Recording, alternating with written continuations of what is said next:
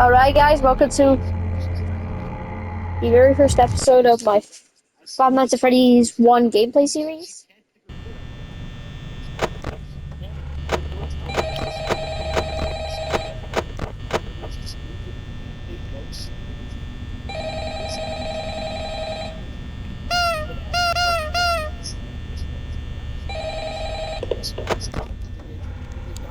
Hello? Hello? I wanted to record a message for you to help you get settled in on your first night. I actually worked in that office before you. I'm finishing up my last week now, as a matter of fact, so I know it can be a bit overwhelming, but I'm here to tell you there's nothing to worry about. You'll do fine.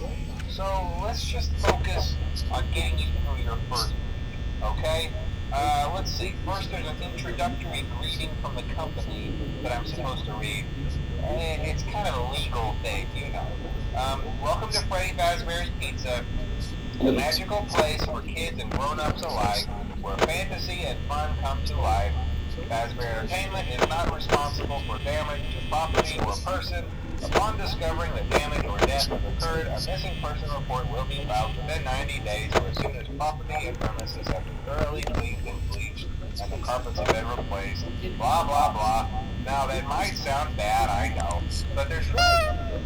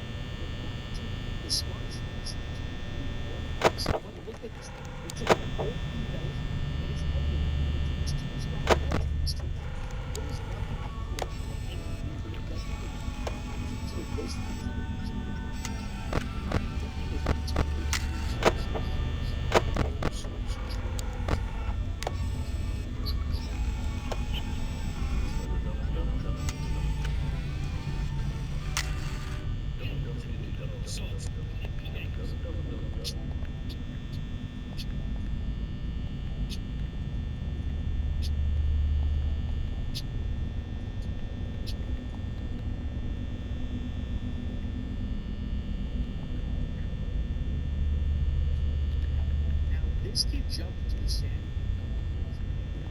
Take a step back and look at your options. You'll realize this was the stupidest thing. First, maybe you're going to there's something deadly.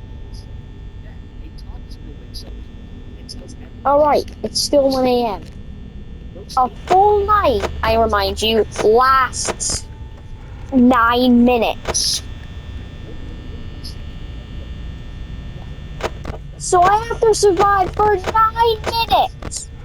9 minutes!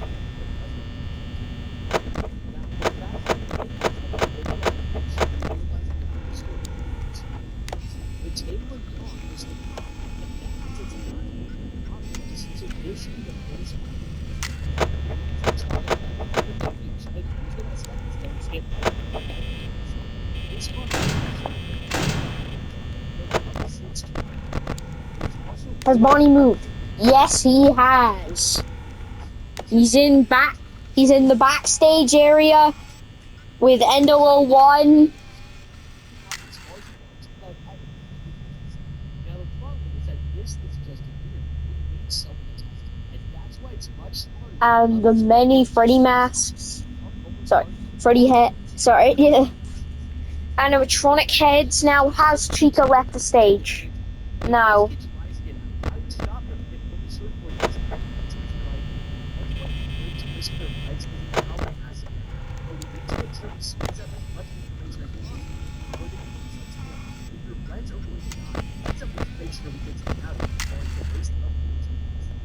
As Spock once said, the needs of the men outweigh the Star Trek recreated the overworld real 4X Now he's in the West Hall. between Starfleet, the Romulans, and the Now he's in the West Hall. real time in an open world, and you command your crew made up of classic classic Star Trek characters such as Commander Data, Captain Picard, and Spock, and send them to explore strange new worlds where no one has gone before. Reach level 5 and you can unlock a free Origins Burnham. And if you also reach level 10 by February 10th, 2022, you will be given the chance to tier up your Origins Burnham to rank 2.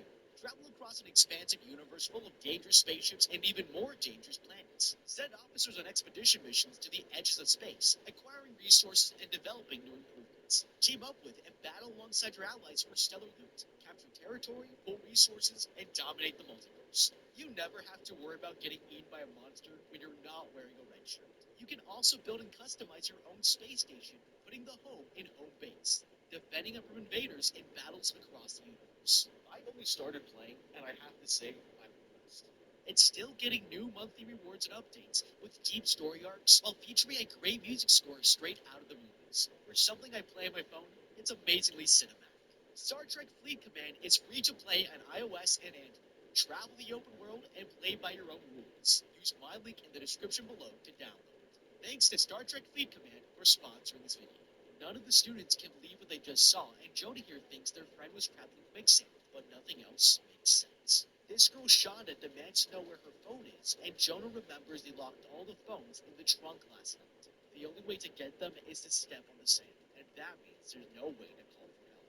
Midshire tells the others to drive the car over and pick them up, but when Jonah turns the key, the car won't start. The battery is dead from leaving the headlights on overnight, and now they have no choice but to wait for help to arrive. That's when Kaylee decides to kneel down near the sand, and Midshire tells her it's too dangerous to go near it. But the girl has discovered something interesting. Holding her hand over the ground, tiny tentacles come shooting out and try to grab her. Suddenly, this big guy wakes up trapped inside of a metal barrel and starts shouting at the others, demanding they let him out. He tries to shake himself free, but Midshire explains he needs to stop. There's a monster underneath his stand that's eating people, and if he tips over, he's going to die.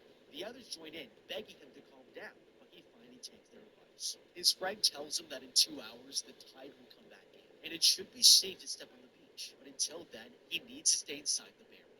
Going back inside, Mitch and the blonde girl sit down to think, uncertain of what to do next. She asks him why he lied to their friend about the tide coming in, and he explains he wanted to comfort the man so he wouldn't panic. But it's only a matter of time before he realizes that there's no way to save him. Okay, this kid was smart. Lying to your friend is not something I would normally recommend, but this guy here was on the verge of a panic attack. He had no idea what was going on, was about to tip himself over into the sand and get eaten alive.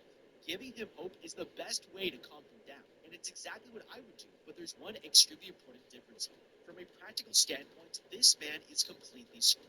It looks like he weighs over 300 pounds and was dumped in a trash can while he was sleeping. It should also be pointed out that he has a dick drawn in permanent marker on his face, so it's fair to assume he's not the most popular member of the group. With this in mind, it's too dangerous to risk everyone else's lives to help him, and he's simply not worth saving at the moment. Right now, we need to think about escape above everything else, and that means we need more information. Since we are all spread out on the beach, the best thing we can do is try to figure out if there's a boundary line that the monster can't attack, so we know where to run and how far we need to go before we're safe. This fat guy can help us do just that, because his position gives us a larger radius to find the answer. Now, we know that the monster only responds to flesh, and we can't start cutting off her fingers yet, but we might be able to use her blood to see if it has the same effect. I would tell everyone to draw their own blood and each wipe it on one of the car's headrests. Then, when it's wet enough, we throw them in different directions of the beach to see how the monster responds. Finding out if there's a safe zone is one of the most important things to learn right now, and the more answers we have, the better our strategies will be to escape the beach and survive.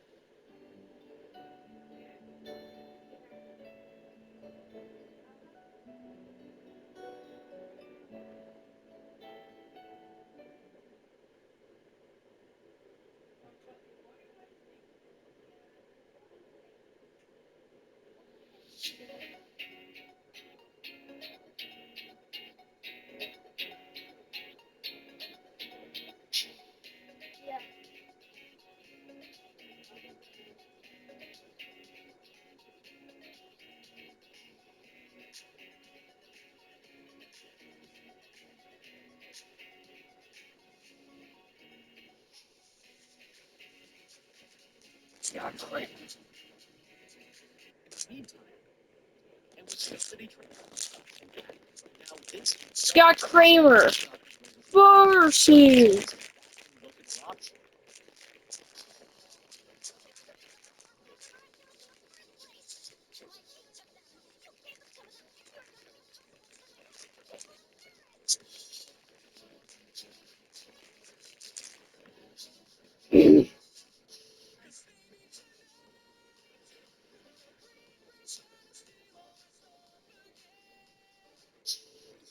Okay, guys, I'm back. I was just putting icing on some biscuits.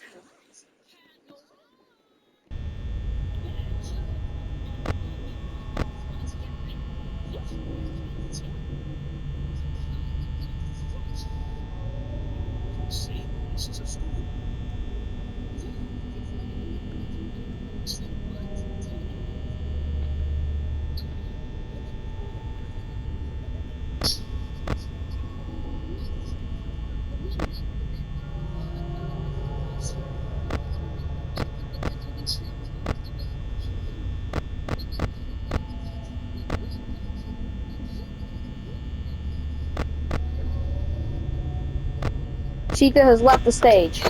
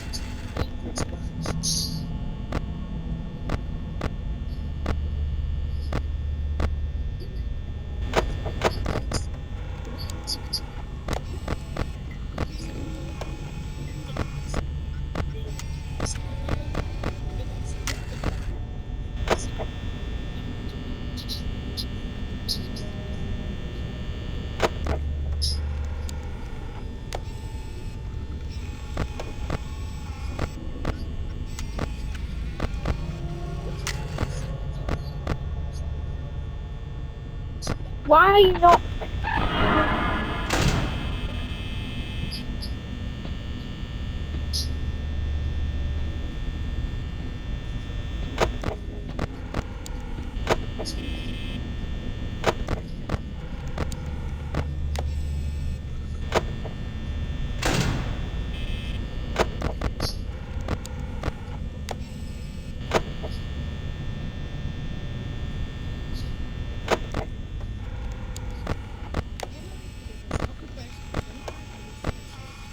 %21 power.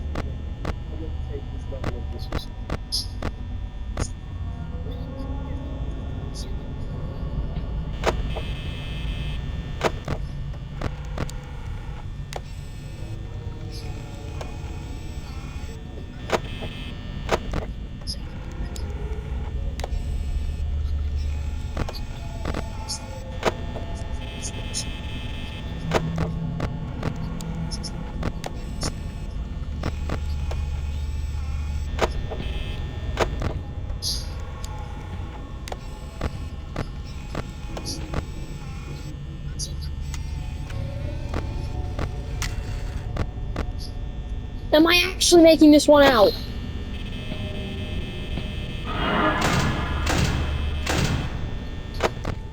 Is this over?